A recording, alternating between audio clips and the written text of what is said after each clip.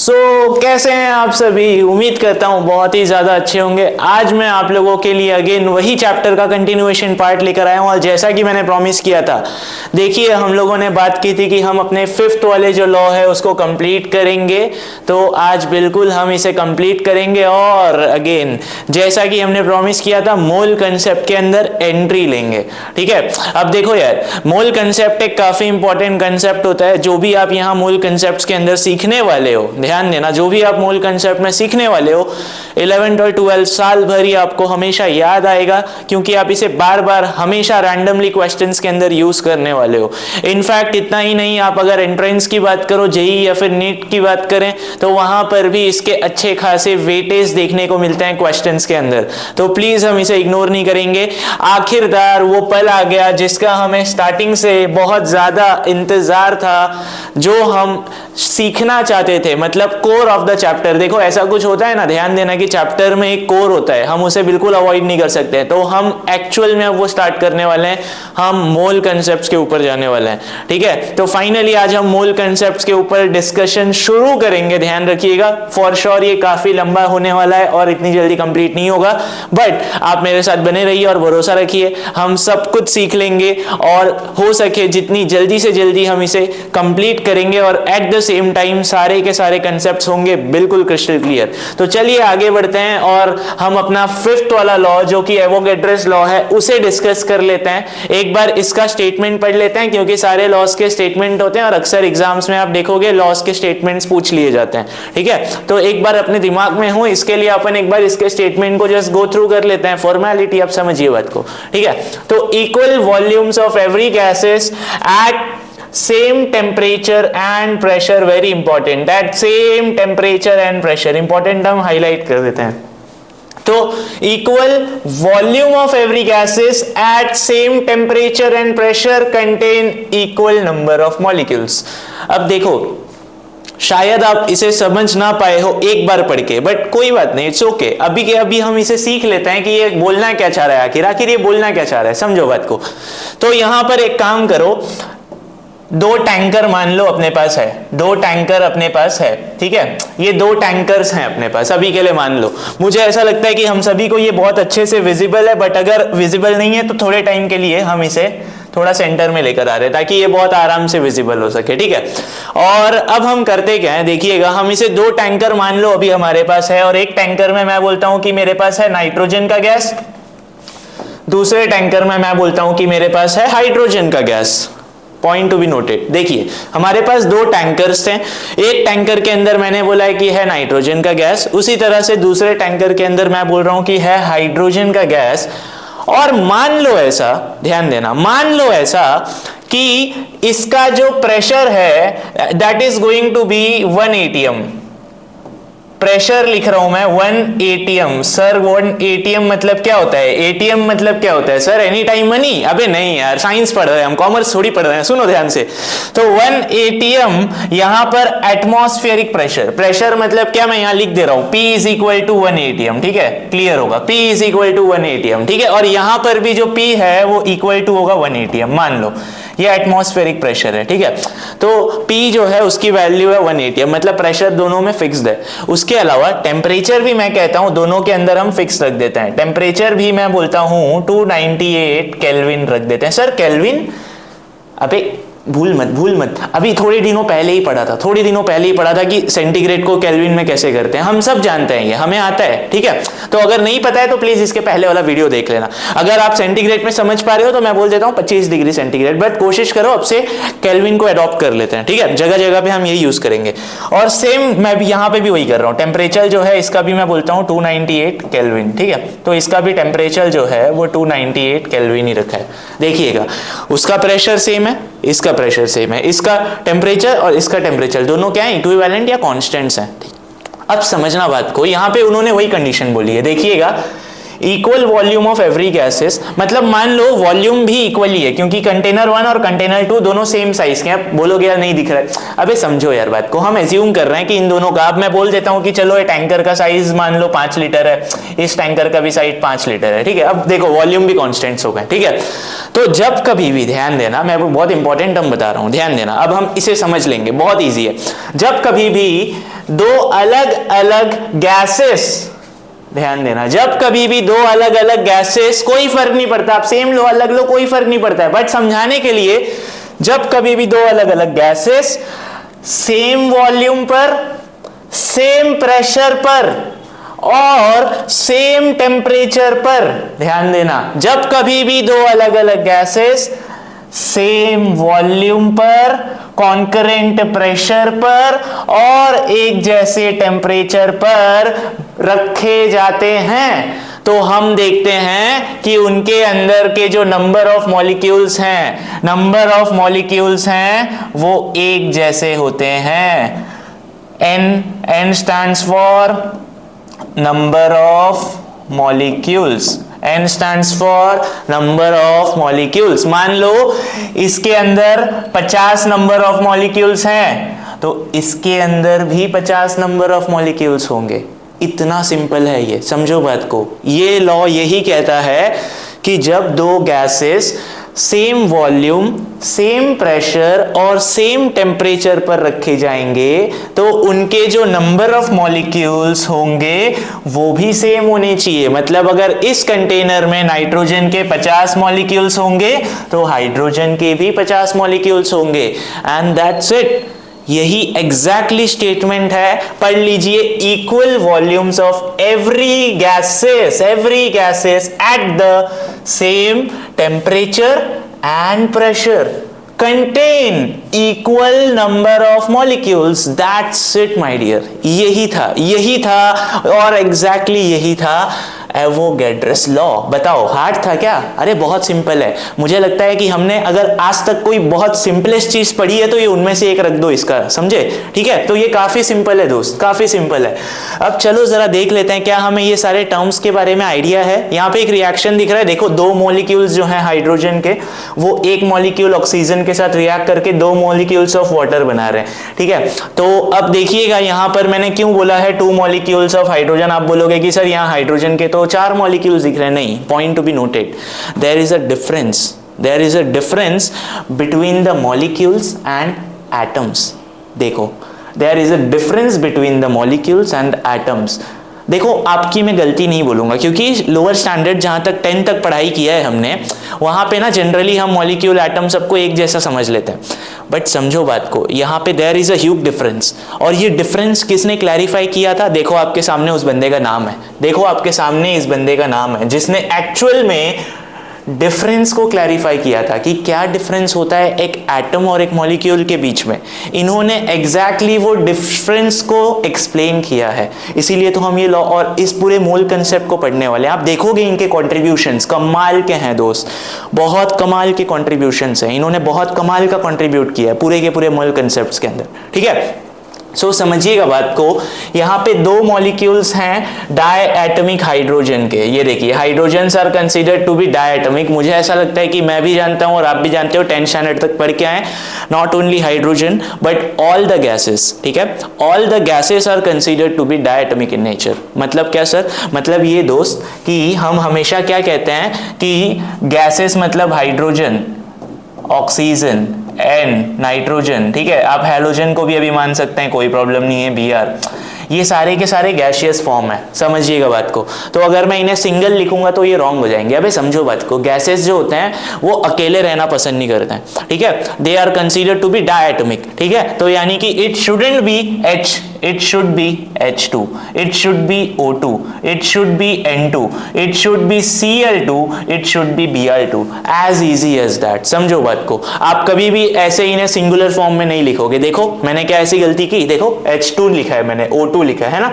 तो ये हम सब जानते हैं कि all the gases are considered to be what? All the gases are considered to be the diatomic in nature। ठीक है, और ऐसा नहीं है बिल्कुल, ऐसे भी कई सारे मॉलिक्यूल्स हैं जो मोनोएटमिक होते हैं, बिल्कुल कोई प्रॉब्लम नहीं है। जैसे कि आप कोई मेटल की बात कर लो, they can consider to be monoatomic. ठीक है, तो वहां कोई प्रॉब्लम नहीं है। बट समझिएगा बात को, डायएटमिक मतलब क्या समझे आप। ठीक है, तो यहां इस रिएक्शन में 2 मॉलिक्यूल्स ऑफ डायएटमिक हाइड्रोजन दिख रहा है, 2 molecules of diatomic hydrogen reacts with 1 molecule of monoatomic oxygen. अब देखिएगा यहाँ पर एक छोटा सा गड़बड़ है, ये एक्चुअल में ऑक्सीजन भी डायएटमिक ही होता है, ध्यान देना। बट मैं क्या कह रहा हूँ, ये भी जो है ये भी डायटमिक ही होता है, ये oxygens are also considered to be diatomic, no problem. But देखिएगा यहाँ पर ये जो है ये 1 मॉलिक्यूल है O2 का। अब आप बोलोगे सर यहाँ पे 1 मॉलिक्यूल कैसे, ये 2 है। अगेन मैं बोल रहा हूँ, देखिएगा ये एटम्स है मेरे दोस्त, ये एटम्स हैं। यहाँ हाइड्रोजन के कितने एटम्स हैं, 4, बट मॉलिक्यूल्स कितने, 2। ये जो है ये आप जो कोएफिशिएंट्स देख रहे हो, ठीक है, इसको आप आगे पढ़ोगे, हम इसे स्टोइचियोमेट्रिक कोएफिशिएंट प्रोनाउंसिएट करते हैं, ठीक है। तो ये जो कोएफिशिएंट है आपको ये देखना है, ये आपको मोल्स के इंफॉर्मेशन देते हैं, ठीक है, मतलब मॉलिक्यूल्स कितने हैं, समझिएगा बात को। तो बहुत इजी सी चीज़ है, बस इतना ही था अपने लिए। और देखिए वही एक नोट वाला पॉइंट है कि एवोगैड्रस जो है उन्होंने डिस्टिंक्शन या फिर डिफरेंस बताया था मॉलिक्यूल्स और एटम्स के बीच में, जो कि मुझे ऐसा लगता है कि हम धीरे धीरे करके सीख लेंगे, ठीक है। तो अभी तो मूल कंसेप्ट पूरा इसके ऊपर है, बट ये 5th वाला लॉ जो आपने सीखा, मुझे कमेंट में ज़रूर बताना, आपको कोई डाउट हो तो प्लीज़ बताइएगा। मुझे ऐसा लगता है कि हम सभी समझ चुके हैं, तो इसके लिए यहाँ पर कोई डाउट तो बनता है नहीं। और अब हम फाइनली थोड़ा सा आगे मूव करते हैं। देखो वैसे तो मैं चाहूँ तो डायरेक्ट आपको मूल कंसेप्ट के दुनिया में ऐसे धक्के मार के पहुँचा दूँ, बट समझो बात को, ऐसे मज़ा नहीं आएगा, ठीक है। हमें ना कुछ बेसिक्स टर्म्स हैं जो पहले ही कर लेने होंगे, ताकि हम जब मूल कंसेप्ट पे घुसे तो अपने को वो टर्म्स के बारे में ऑलरेडी थोड़ी समझ हो, ठीक है। तो इसके लिए मुझे ज़रा बताना, हम जानते हैं एटॉमिक नंबर का मतलब क्या होता है। मैं थोड़ा सा बेसिक्स बना रहा हूँ मूल कंसेप्ट पे जाने से पहले, ठीक है। तो मुझे ज़रा बताओ कि हम सब जानते हैं कि एटॉमिक नंबर का मतलब क्या होता है। इनफैक्ट हम एटॉमिक नंबर के साथ ये भी जानते होंगे, मे बी नहीं भी हो सकता है, बट हम शायद जानते हैं कि एटॉमिक नंबर क्या है और एटॉमिक मास नंबर क्या है। अब इसमें से मैं आपको बताऊंगा कि आपको जगह जगह पर क्या याद रखना है और क्या याद नहीं रखना है। बट ये 2 टर्म्स के बारे में ज़रा बताइए, क्या आप ऑलरेडी इनके बारे में अवेयर हैं या नहीं है, ठीक है। अगर नहीं है तो कोई बात नहीं, इट्स ओके, हम अभी अवेयर हो जाएंगे। समझिएगा बात को, एटॉमिक नंबर का मतलब हम क्या समझते हैं। देखिए इसको डिफाइन करने के लिए ना हमारे पास 2 अलग अलग चीज़ें हैं। देखिएगा एटॉमिक नंबर का मतलब बहुत सिंपल है, हम समझते हैं नंबर ऑफ इलेक्ट्रॉन, और कुछ लोग इसे ऐसे भी कह सकते हैं नंबर ऑफ प्रोटॉन। देखो दोनों का मतलब वन एंड ओनली सेम है। क्योंकि कैसे बोला सर सेम है, बात समझो यार, बात समझो। जितने इलेक्ट्रॉन्स होंगे एटम के अंदर उतने ही तो प्रोटॉन्स भी होंगे। सर ऐसा क्यों, ऐसा ज़रूरी है? हाँ भाई ज़रूरी है। सुनो, एटम के ऊपर क्या चार्ज होता है? 0, कोई चार्ज नहीं है, ना पॉजिटिव है ना नेगेटिव है। तो मतलब अगर एक इलेक्ट्रॉन है तो एटम के ऊपर क्या चार्ज आएगा? -1। एक प्रोटॉन है तो उसके ऊपर क्या चार्ज आएगा? +1। तो -1 + 1 कितना हो जाएगा? टोटल 0। तो समझ रहे हो बात को? तो इसीलिए हम ये कहते हैं कि जितने इलेक्ट्रॉन्स होंगे एटम के अंदर उतने ही प्रोटॉन्स होंगे। ये लॉजिक है और ये ऐसे ही होना चाहिए, समझिएगा बात को। लेकिन ध्यान देना, एटॉमिक नंबर का मतलब तो ये है। एटॉमिक मास नंबर का मतलब क्या है? तो दोस्त एटॉमिक मास नंबर का मतलब बहुत सिंपल है। हम कहते हैं एटॉमिक मास नंबर मतलब हम कहते हैं number of proton plus number of neutron, as simple as that. और कुछ प्रोफेशनल लोग इसे ऐसे भी कहते हैं नंबर ऑफ प्रोटॉन और न्यूट्रॉन। अच्छा जरा सोच कर बताओ कि प्रोटॉन के ऊपर तो पॉजिटिव चार्ज है, न्यूट्रॉन के ऊपर क्या है? न्यूट्रल। एग्जैक्टली, आपने सही गेस किया था, ठीक है। तो प्रोटॉन के ऊपर पॉजिटिव चार्ज है, न्यूट्रॉन के ऊपर क्या है? कोई चार्ज नहीं है, इट्स अ न्यूट्रल, ठीक है। तो अगर ये एक न्यूट्रल स्पीशीज है तो सबसे पहले ध्यान देना, क्या प्रोटॉन न्यूक्लियस के अंदर है? आप बोलोगे यस सर, कैसी बात कर रहे हो, बचपन से पढ़ के बड़े हो गए। प्रोटॉन तो न्यूक्लियस के अंदर होता है, क्या न्यूट्रॉन न्यूक्लियस के अंदर है? हाँ सर, अगेन बिल्कुल सही है, न्यूट्रॉन भी तो न्यूक्लियस के अंदर है। तो ध्यान देना, प्रोटॉन और न्यूट्रियॉन दोनों के दोनों न्यूक्लियस के अंदर हैं। तो इसके लिए हम इसे एक नाम दे सकते हैं। मैं आपको सिर्फ बता रहा हूँ, नहीं याद रखोगे कोई बात नहीं, आगे पढ़ लोगे या याद हो जाएगा टाइम के साथ डिस्कस करते करते। बट प्रोटॉन और न्यूट्रॉन दोनों कहाँ होते हैं? न्यूक्लियस के अंदर होते हैं। तो मतलब कि हम उसे एक नया नाम दे देते हैं, दोनों को मिला करके हम न्यूक्लियॉन्स कह देते हैं। जहाँ पर न्यूक्लियॉन्स क्या है सर? न्यूक्लियॉन्स मतलब न्यूक्लियस में रहने वाली species, as simple as that. Nucleons मतलब न्यूक्लियस में रहने वाली स्पीशीज। और वो कौन है सर? प्रोटॉन है और न्यूट्रॉन है। बहुत सिंपल है यार, कम ऑन, इतना सिंपल है, मतलब आप समझ रहे हो बात को, इतना सिंपल है यार। अब ये जो है ये बेसिक्स का काम करते हैं मूल कंसेप्ट में। बट यहाँ से सर आप मुझे ये बता क्यों रहे हो? क्या साबित करना चाहते हो आप? क्या साबित करना चाहते हो आप? कॉन्फिडेंस तोड़ना चाहते हो मेरा? आप ये रियलाइज करा रहे हो कि मैंने गलती कर दी? मुझे नहीं लेना था यहाँ पे साइंस। नहीं यार, अबे बहुत इंटरेस्टिंग सब्जेक्ट है, समझो बात को, बहुत इंटरेस्टिंग सब्जेक्ट है। सुनो, मैं तुमको ये बता रहा हूँ कि एटॉमिक नंबर मतलब क्या है ये, और एटॉमिक मास नंबर मतलब क्या है ये तो पता है, लेकिन इसको अप्लाई कैसे करना है, इसका एप्लीकेशन कैसे होगा, आप इन डेटा को जो आप सीख पढ़ रहे हो यूज कैसे करोगे, समझ रहे हो बात को? क्योंकि सारा का सारा खेल तो यूज का है, अगर यूज करने नहीं आएगा तो सारा का सारा नॉलेज ठप पड़ जाएगा, समझना बात को। तो मैं आपको एप्लीकेशन बताने वाला हूं थोड़े टाइम में, समझिएगा। यहां पे मान लो कि मैं बोलता हूं कार्बन का एटॉमिक नंबर है 6, कार्बन का एटॉमिक नंबर है 6, ठीक है।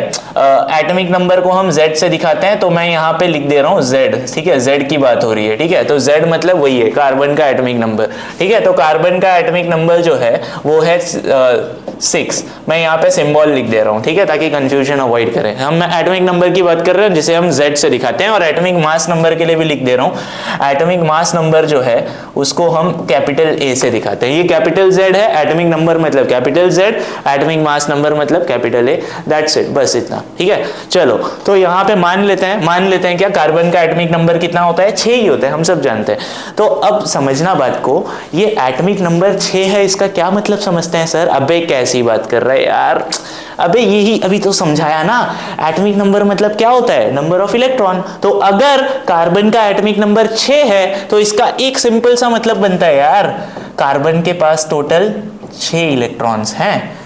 इसका मतलब देखना, दिमाग लगाना, अगर कार्बन के पास टोटल 6 इलेक्ट्रॉन्स हैं तो मैं ये भी कह सकता हूं कि कार्बन के पास टोटल 6 प्रोटॉन्स हैं, एज सिंपल एज दैट। समझ रहे हो बात को? बहुत इजी चीज़ है।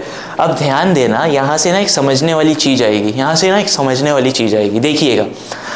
यहाँ पे कार्बन 6 इलेक्ट्रॉन से बना है और 6 प्रोटॉन से बना है, बट मुझे ज़रा सोच कर बताओ, क्या एक कार्बन एटम के अंदर सिर्फ इलेक्ट्रॉन और प्रोटॉन ही है? नहीं, अभी सिखाया यार, इलेक्ट्रॉन है, प्रोटॉन है, नो डाउट, बट एक और चीज होती है, कौन? न्यूट्रॉन। 3 चीजें मिलेंगी तभी तो एटम बनता है, electron, proton, neutron. Electron proton का हिसाब तो मिल गया, किससे? एटॉमिक नंबर से, बट न्यूट्रॉन का हिसाब कौन देगा? कैसी बात कर रहे हो सर, कैसी बात कर रहे हो? एटॉमिक मास नंबर देगा। यहां से हम निकाल सकते हैं। सर कैसे निकालेंगे? सुनो ध्यान से, एटॉमिक नंबर कार्बन का 6 है, तो एटॉमिक मास नंबर को हम डबल कर लेते हैं। ऐसा देखो, हर केसेस में डबल वाला फॉर्मेट नहीं चलेगा, बट ज्यादातर केसेस में ना चल जाएगा। आपको एक रफ आइडिया मिल जाएगा कि एटॉमिक मास नंबर ज्यादातर केसेस में डबल ही हो जाता है, एटॉमिक नंबर का लगभग डबल हो जाता है, अप्रॉक्सीमेटली, या टेंड्स टू डबल हो जाता है। तो ऐसे केस में कार्बन का एटॉमिक नंबर अगर 6 है तो तुम ही बताओ कार्बन का एटॉमिक मास नंबर कितना होगा? 12। यस और नो? कार्बन का एटॉमिक मास नंबर कितना होगा? 12। अब जरा सोचकर बताओ, एटॉमिक मास नंबर मतलब प्रोटॉन और न्यूट्रॉन, प्रोटॉन और न्यूट्रॉन, मतलब प्रोटॉन तो मुझे पता है ना, समझो बात को, नंबर ऑफ प्रोटॉन तो मुझे पता है। नंबर ऑफ प्रोटॉन कितना है? देखो, नंबर ऑफ प्रोटॉन तो 6 है, तो कार्बन का जब एटॉमिक मास नंबर जो है वो क्या होता है? Number of proton plus number of neutron, number of proton plus number of neutron. But मुझे कार्बन का एटॉमिक मास नंबर पता है, कितना है? 12। तो एटॉमिक मास नंबर की जगह लिखेंगे 12, ठीक है, is equal to number of proton. Number of proton कितना है अपने पास कार्बन का दोस्त? 6 है, plus number of neutron, neutron को भी मैं n, चलो पूरा लिख देता है, न्यूट्रॉन को मैं n से। तो यहां पर जरा काउंट करो, न्यूट्रॉन कितना आएगा? 12 माइनस 6 इज इक्वल टू 6। समझ रहे हो बात को? तो कितना इजी है।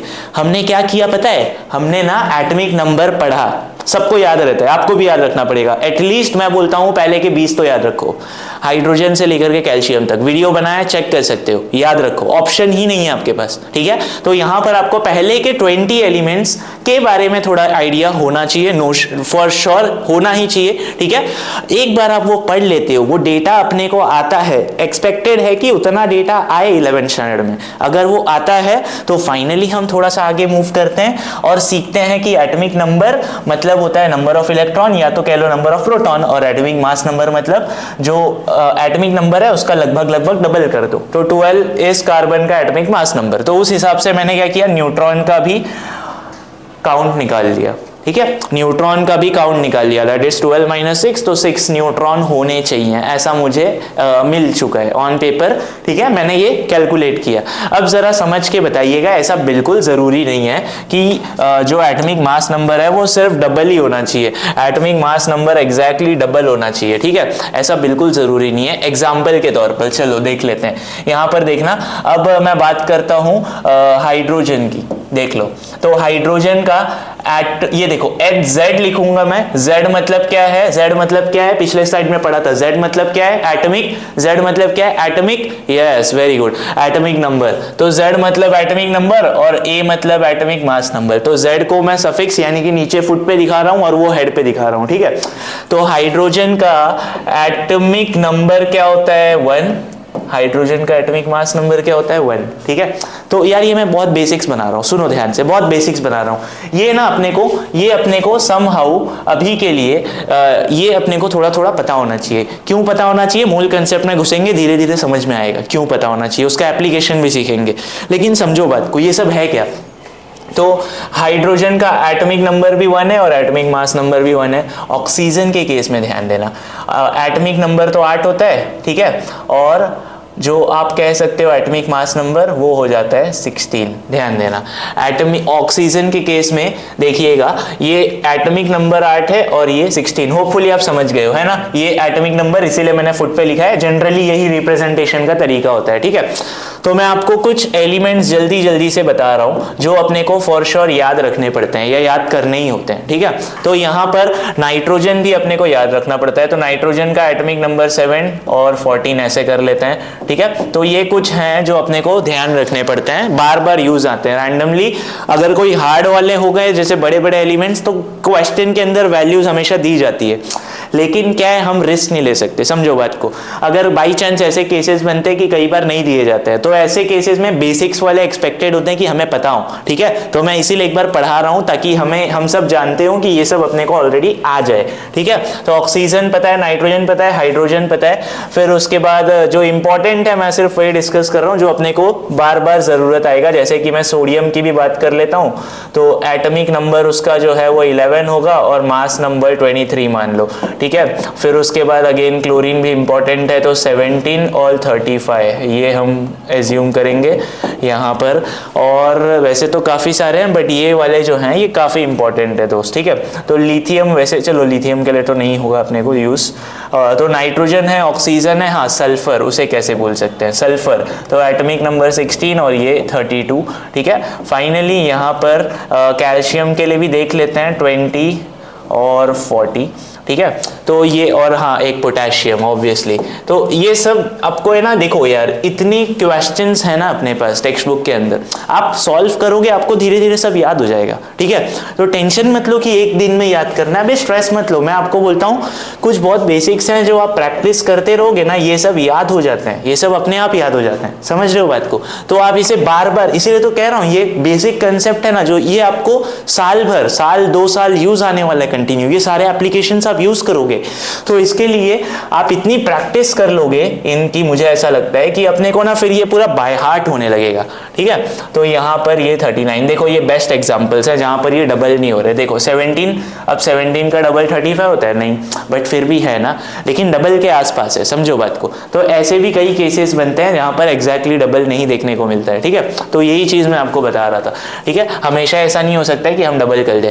तो वो एटॉमिक नंबर है, ये एटॉमिक मास नंबर है, ये एटॉमिक नंबर, ये मास नंबर। तो अभी अपने को ये बेसिक्स पता होने चाहिए कि किस एलिमेंट का एटॉमिक नंबर क्या और एटॉमिक मास नंबर मतलब क्या। और एटॉमिक नंबर और एटॉमिक मास नंबर आप प्लीज इसे स्क्रीनशॉट एक बार ले लेंगे, आप प्लीज इसे पढ़ लीजिएगा, टाइम रहता है। ठीक है, चलो, तो ये बहुत बेसिक्स हैं। और फाइनली अब हमने ये क्लियर कर लिया है, तो एटॉमिक नंबर मुझे क्लियर है क्या होता है एटॉमिक नंबर मतलब। तो देखिए बहुत सिंपल है, नंबर ऑफ इलेक्ट्रॉन्स या तो फिर नंबर ऑफ प्रोटॉन्स, बहुत सिंपल है। एटॉमिक मास नंबर मतलब क्या समझते हैं, प्रोटॉन प्लस न्यूट्रॉन के नंबर। ठीक है, that is atomic mass number. अब मेरा एक बहुत इंपॉर्टेंट सा क्वेश्चन है आपसे, आप मुझे बस एक इंपॉर्टेंट सा क्वेश्चन है, मुझे बस सोच कर बताओ। मान लो ऐसे कि मुझे ना, मैंने एक बाल्टी के अंदर, ठीक है, मैंने एक बाल्टी के अंदर या चलो एक कंटेनर के अंदर, ठीक है, कंटेनर के अंदर 5 किलो चावल रखा है, ठीक है, 5 किलो चावल रखा है और 5 किलो दाल रखा है, 5 kg राइस है और 5 kg दाल है। बहुत इजी सा एग्जांपल है, सुनो। एक कंटेनर के अंदर ना 5 किलो राइस और 5 किलो दाल, ठीक है, हमने रखा है, ठीक है, और मम्मी को बोलो आंख पे चढ़ाओ, गैस लगाओ, पकाओ, खाओ। नहीं, ये नहीं करेंगे, साइंस सीखना है। सुनो ध्यान से, हम क्या कर रहे हैं, कंटेनर के अंदर 5 किलो राइस 5 किलो दाल है। मैं कहता हूं कि क्या मुझे 5 किलो राइस है ये पता है और 5 किलो दाल है ये पता है, तो क्या मैं ये पूरे कंटेनर का वेट निकाल सकता हूं? सर आप कैसी बात कर रहे हो? ऑब्वियसली निकाल सकते हो, क्या दिक्कत है? मतलब 5 किलो राइस है 5 किलो दाल है, दोनों को मिला दो। अगर दोनों को मिला दोगे तो आपको कंटेनर का मास निकल जाएगा, दैट इज 10 kg। यस और नो? बहुत सिंपल है सर, इसमें क्या दिक्कत है? हाँ बिल्कुल। अब जरा सोच कर बताओ, मान लो कि ये डब्बे को मैं अभी एटम से रिप्लेस कर रहा हूं, मान लो कि मैं ये डब्बे को अभी एटम से रिप्लेस कर रहा हूं। सुनो, मैं बोलता हूं कि ये ना मेरा एक एटम है, देखते हैं सर्कल अच्छा बनता है या नहीं। चलो ठीक ठाक है, थोड़ा सा बिगड़ गया ऊपर से, बट ठीक है यार, ओके चलो। तो मान लेते हैं ना ये एक एटम है, क्या बिगड़ रहा है तुम्हारा? मान लो ना भाई, मान लो ना, बोल रहा हूँ इतने। चलो तो यहाँ पे मान लेते हैं कि ये एक एटम है। अब ऑब्वियसली इसके सेंटर में कौन होगा? सर कैसी बात कर रहे हो, अभी अभी तो पढ़ाया है, न्यूक्लियस। सेंटर में तो वही होता है, सेंटर में तो न्यूक्लियस होता है। तो ये एक एटम है, it is an atom, it is an atom, it is an atom, और इसके सेंटर में न्यूक्लियस है। अभी अभी सिखाया था शायद, न्यूक्लियस के अंदर कौन है? कैसी बात कर रहे हो? न्यूक्लियस के अंदर दो ही तो चीजें होती है, एक होता है प्रोटॉन, दूसरा होता है neutron. P that is proton, N मतलब न्यूट्रॉन। न्यूक्लियस के आजू बाजू में कौन है? Sir sir sir electrons, obviously, common sense, समझो बात को। तो यहां पर एटम के अंदर सेंटर में है न्यूक्लियस, उसके अंदर है प्रोटॉन, उसके अंदर है न्यूट्रॉन, उसके अंदर है इलेक्ट्रॉन। मैंने आपको ये बता दिया कि कितने इलेक्ट्रॉन है। सर कैसे बताया? अबे अभी भी तो पढ़ाया, एटॉमिक नंबर, एटॉमिक नंबर अभी अभी पढ़ा ना। तो एटॉमिक नंबर पढ़ लिया है तो पता है ना कि इलेक्ट्रॉन कितने हैं, प्रोटॉन कितना है। यस और नो? एटॉमिक नंबर पढ़ लिया तो एटॉमिक मास नंबर भी तो पढ़ा, यानी कि उससे भी ये भी तो पता चल गया कि न्यूट्रॉन कितना है। यस और नो? तो अगर ऐसा है तो सुनो ध्यान से, अगर ऐसा है कि अगर प्रोटॉन का डेटा मुझे पता है, न्यूट्रॉन का डेटा मुझे पता है, इलेक्ट्रॉन का डेटा मुझे पता है, तो क्या मैं एटम का डेटा नहीं निकाल सकता हूं? समझो बात को, समझो, बहुत इंपॉर्टेंट बात बोल रहा हूं, ठीक है।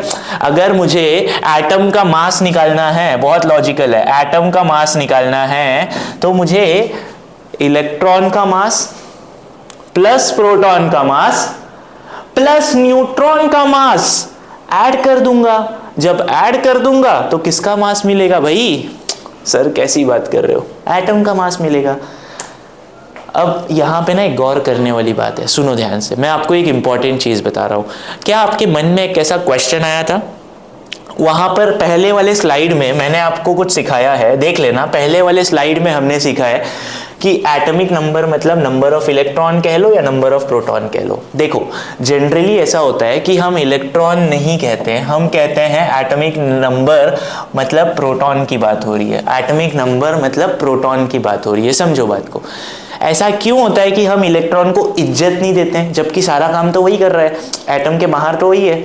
तो देखो हम एक्चुअल में ना इलेक्ट्रॉन को ना काउंट ही नहीं करते हैं, हम उसका मास ना कंसीडर ही नहीं करते हैं। पता है क्यों? मैं आपको बताता हूँ। उसका मास वैसे तो बहुत कम होता है, जो हम आगे वाले चैप्टर्स में सीखेंगे कितना होता है, अभी वो कंसेप्ट नहीं है, समझो बात को। अभी हमारा पर्पस ये है कहने का कि गौर करने वाली बात ये है कि जब मैं न्यूक्लियस की बात करता हूं तो न्यूक्लियस में दो लोग हैं, प्रोटॉन है न्यूट्रॉन है, प्रोटॉन है न्यूट्रॉन है।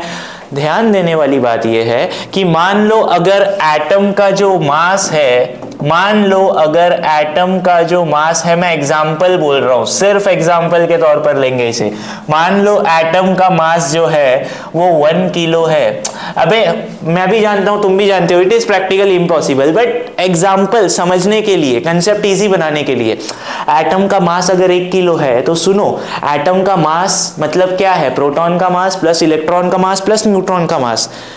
लेकिन ध्यान देने वाली बात यह है, जब एक्सपेरिमेंटली देखा जाता है तो पता यह चलता है कि 1 किलो में से ध्यान देना 996 ग्राम्स के आसपास, ठीक है, ये बहुत ज्यादा है, समझो बात को, ये मोर देन शायद मैं कहूंगा 98% के आसपास है यार, उससे भी ज्यादा है शायद ये, ठीक है।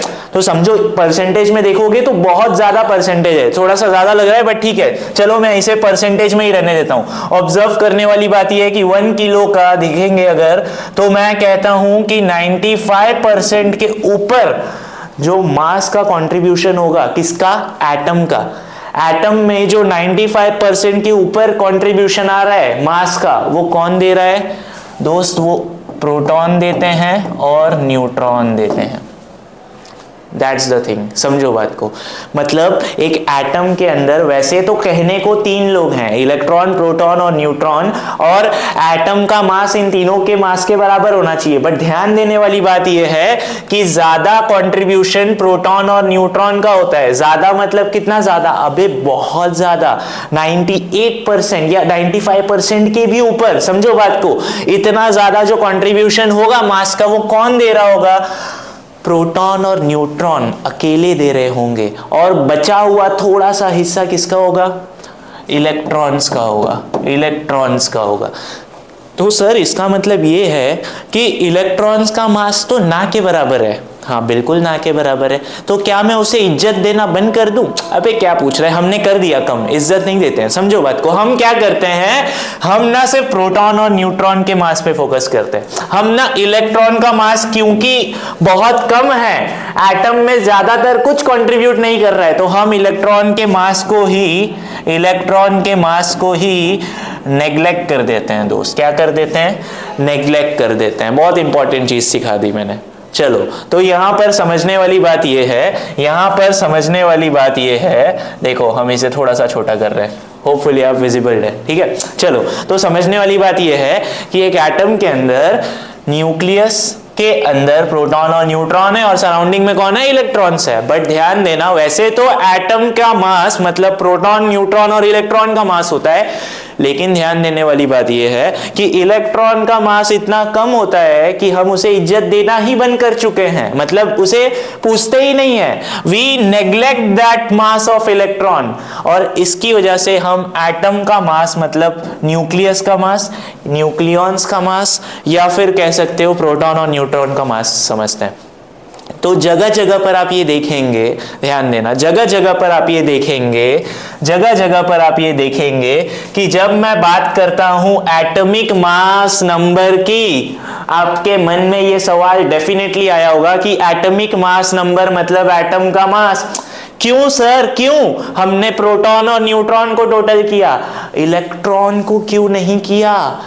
अभी सिखाया आंसर। इलेक्ट्रॉन का मास बहुत कम है, समझो बात को, वो इतना कम है कि इज्जत देने लायक ही नहीं है, समझना। तो वो बहुत कम है, इसके लिए हम उसे क्या करते हैं, भाई तू रहने दे, तेरे से नहीं हो पाएगा, समझ लो बात को। तो इलेक्ट्रॉन को नेग्लेक्ट कर देते हैं, तो नेग्लेक्ट करते हैं तो कौन बचा, प्रोटॉन बचा, न्यूट्रॉन बचा, और उसका जो टोटल मास आना चाहिए वो कितना आ रहा है, देखो 12, that is a atomic mass number. समझ रहे हो बात को। इससे पहले वाली स्लाइड में जो आप ये मास नंबर पढ़ रहे हो, ये एक्चुअल में रिप्रेजेंट कर रहा है एटम के जो मास यूनिट्स हैं उनको रिप्रेजेंट कर रहा है, जहां पर आपने किसका किसका काउंट यूज किया है, एक तो प्रोटॉन का काउंट यूज किया है सिंपल, और एक तो आपने न्यूट्रॉन का काउंट यूज किया है, लेकिन आपने इलेक्ट्रॉन को काउंट ही नहीं किया। क्यों नहीं किया, मैंने अभी अभी समझाया आपको, ठीक है। As simple as that. मुझे ऐसा लगता है कि आज मैंने बेसिक्स कंप्लीट कराया। बेसिक्स मतलब बहुत बेसिक्स, ये जब तक मैं आपको नहीं पढ़ाता हम आगे नहीं जा पाते। अगर मैं आगे जाता तो आपके मन में 10 सवाल आते हैं, आप कमेंट में 20 सवाल पूछते हैं, मैं को आपको 25 सवालों के जवाब देने पड़ते हैं, समझो बात को, ठीक है। पता नहीं क्या बोल रहा हूं बट तुम समझो बात को। चलो आगे बढ़ते हैं तो कोई बात नहीं, इट्स ओके।